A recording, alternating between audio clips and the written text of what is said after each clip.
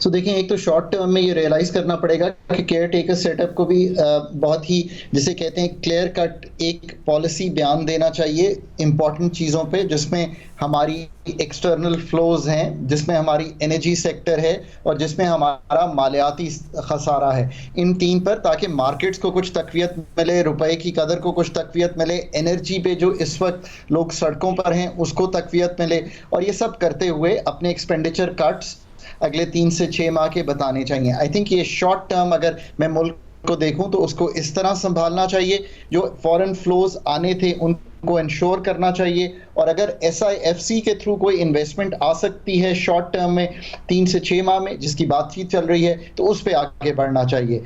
थोड़ा सा मैं ये कहूँगा कि हाई फ्रीक्वेंसी कम्युनिकेशन की ज़रूरत है इस वक्त। हमारी शायद जो कम्युनिकेशन है लोगों के साथ, डोमेस्टिक मार्केट्स के साथ, एक्सटर्नल प्लेयर्स के साथ और IMF के साथ, वो इस तरह से होनी चाहिए कि हम शॉर्ट टर्म के जो कॉम्प्लेक्स मसाइल हैं, और मैं समझ सकता हूँ ये लोग केयर टेकर्स जो इस दफ़ा आए हैं वो सीजन लोग हैं, दिहाइयों से सिस्टम का हिस्सा रहे हैं। सो कहने का ये मकसद है कि इन लोगों को थोड़ा सा उतना ही कॉम्प्लेक्स जवाब देना पड़ेगा चीज़ों का जो इस वक्त मांगता है। और ये भी याद रखिए कि ये एक लॉन्गर केयर टेकर है, एम्पावर्ड केयर टेकर है, सीजन्ड केयर टेकर है। हालात बिल्कुल आपने जैसे बयान किया और मैंने भी जैसे कहा कि एक्सटर्नल फ्लोज की भी ज़रूरत है, मालियाती खसारे को कम करने की ज़रूरत है, सप्लाईज को थोड़ा संभालने की ज़रूरत है, जैसे शुगर में देखा जा रहा है। इन चीज़ों पे बड़े क्लियर कट कम्युनिकेशन जो है वो करने की ज़रूरत है। आप ज़ाहिर है इसकी टेक्निकलिटीज़ को समझते हैं, आपके ख्याल में ये जो निगरान हुकूमत सख्त फैसले कर रही है, ये इसकी मजबूरी है या ये कोई मार्जिन निकाल सकते हैं कि आम आदमी को रिलीफ दे सके? देखिए, रिलीफ की जो इस वक्त पहलू है, अगर एनर्जी के लिहाज से आप पूछें तो बड़ा क्लियर कट है। 200 तक के यूनिट्स को प्रोटेक्टेड रखिए, ये ना कीजिए कि उनको अनप्रोटेक्टेड रखें, और उस पे IMF से बात कर लीजिए। जो इस वक्त जुलाई और अगस्त में हुआ है उसकी रिलीफ बेस्ट ये है कि बिल्स को स्टैगर किया जाए। 14 रुपए लगकर आ गया है लोगों के बिलों में, एवरेज 7 रुपए हमने बढ़ाया था, 2 महीने के बिल इकट्ठे आ गए हैं। ये एक एबरेशन है, यानी कि ये नॉर्मल से हट के एक चीज हो गई है। Go back to the IMF, discuss with them.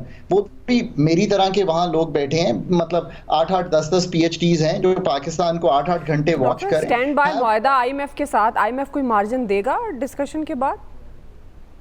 ये बहुत अच्छा सवाल है, चूंकि मैंने पाकिस्तान का 2013-16 का सिर्फ वो वाहिद प्रोग्राम है जो पाकिस्तान ने कभी भी कंप्लीट किया था, उसको उस टीम के साथ एंकर किया है।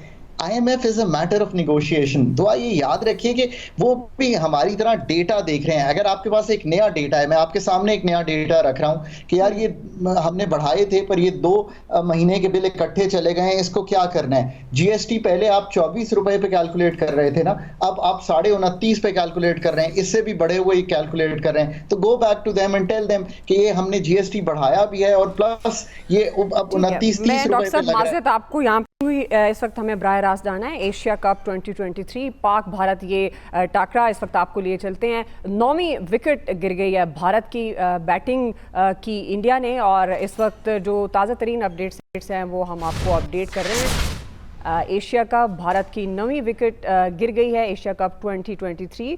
261 रन्स पर ये 9वीं विकेट गिरी है। आज पाकिस्तानी पाकिस्तानी बॉलिंग बड़ी स्ट्रॉन्ग नज़र आई और इंडिया की बैटिंग इस वक्त जारी। 9वीं विकेट गिरी है 261 रन्स पर। एशिया कप है जी 2023, भारत की 9वीं विकेट गिर गई है। जी मैं आपकी तरफ आऊँगी जावेद इकबाल साहब। जिस तरह डॉक्टर साहब की हम गुफ्तगू भी सुन रहे थे, ज़ाहिर है मौशी माहिर हैं, वो ज़्यादा उन्होंने जो टेक्निकलिटीज़ हैं इस मामले में वो हमसे उन्होंने शेयर की हैं। तो जावेद इकबाल साहब, ये जो अगर हम सियासी नुक्ता नज़र से बात करें, सियासतदान एक दूसरे पर इल्ज़ामात डाल रहे हैं, सियासी जमातें, ज़ाहिर है पहले तहरीक इंसाफ थी, फिर PDM, वो तो वैसे भी बहुत सी जमातों का एक मुरब्बा थी। तो आपके ख्याल में अब ये असल ज़िम्मेदार कौन है मुल्की मौशी तबाही का? क्योंकि ये तो दुरुस्त बात नहीं होगी कि हम निगरान हुकूमत को जिम्मेदार ठहराएं सिर्फ, और जो पहले हुकूमतें थी वो बरियो जिम्मा है। जावेद इकबाल साहब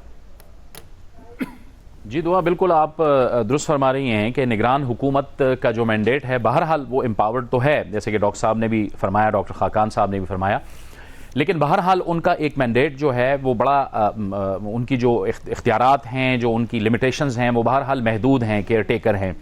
वो ज़्यादा डिसीजंस नहीं कर सकते, उन्होंने चलना है उसी IMF एग्रीमेंट के मुताबिक जो कि साबिक हुकूमत ने मुआहिदा किया था। लेकिन साबिक हुकूमत, जब PDM की हम बात करते हैं तो हमें उससे भी साबिक हुकूमत की तरफ जाना पड़ेगा। बदकिस्मती से तहरीक इंसाफ की जो हुकूमत थी, उसने जो IMF के साथ मुआहिदा किया था, उसने उस मुआहिदे को ऑनर नहीं किया। यानी हर चीज़ का एक पस मंज़र है, हमें उस पस मंज़र को देखना पड़ेगा, तभी हम उस मामले की समझ में जाएंगे। अब आप देखिए 2018 से पहले इस मुल्क की जो मईशत थी, वेलकम बैक नाज़रीन। हम बात करें मुल्क भर में शटर डाउन हड़ताल भी हुई, और लेकिन जो ओवरऑल महंगाई की सिचुएशन है, अब इसका ज़िम्मेदार कौन है, क्योंकि सियासी जमातें तो एक दूसरे पर ब्लेम गेम में मसरूफ़ हैं। जावेद इकबाल साहब, माज़रत हमें लाइव जाना पड़ा, आप अपनी बात मुकम्मल कीजिएगा, फिर मैं आगे बढ़ूँगी। जो मैं अर्ज़ कर रहा था वो यही था कि देखें दुआ, हमें थोड़ा सा पस मंज़र में भी जाना होगा। हमें गुज़श्ता 2-3 हुकूमतों का अगर तकाबुली जायज़ा करें तो हमने देखा था कि 2018 में जो हुकूमत आई, उसके बाद तहरीक इंसाफ की, उसने जो कमिटमेंट्स की IMF के साथ, उसको ऑनर नहीं किया, उसको पूरा नहीं किया। अगर आप 2018 में जाती हैं तो 2018 के अंदर आपको पेट्रोल 65 रुपए का मिलता है, डॉलर 100 रुपए में मिलता है, आटा 35 रुपए किलो में मिलता है, घी 140 में मिलता है। मैं ये नहीं कह रहा कि ये रेट्स वहीं पे रुकते, वक्त के साथ साथ इन रेट्स में इजाफा होता, लेकिन इस तेजी के साथ इजाफा नहीं होता, क्योंकि वो जो 3-4 साल का हमें एक गवर्नमेंट मिली, वो शायद अंदाज़ा नहीं कर सकी कि चीज़ों को बेहतर अंदाज में मैनेज किया जा सकता था। तो बहरहाल वो 6% की एक GDP ग्रोथ को एक ब्रेक लग गई। उसके बाद जाहिर है कि फिर जब वो हुकूमत खत्म हुई, वोट ऑफ नो कॉन्फिडेंस के जरिए PDM की इत्तेहादी हुकूमत आई, तो उनके पास जाहिर है कि वक्त भी कम था। और आपको और हम सबको पता है, और हम इस पर बात करते रहे हैं, कि IMF के साथ जो मुआहिदा हुआ, उस मुआहिदे के लिए उन्होंने, आप देखें कि वो क्या कहते हैं उसको, कि हमें ठीक ठाक उन्होंने दबोच लिया उस सूरत हाल में। एक तो वो बार बार ये कहते थे कि गवर्नमेंट ऑफ पाकिस्तान एक सवरन गवर्नमेंट होती है, गवर्नमेंट जब मुआहिदा करती है तो वो किस तरह से अपने मुआहिदे से फिर सकती है।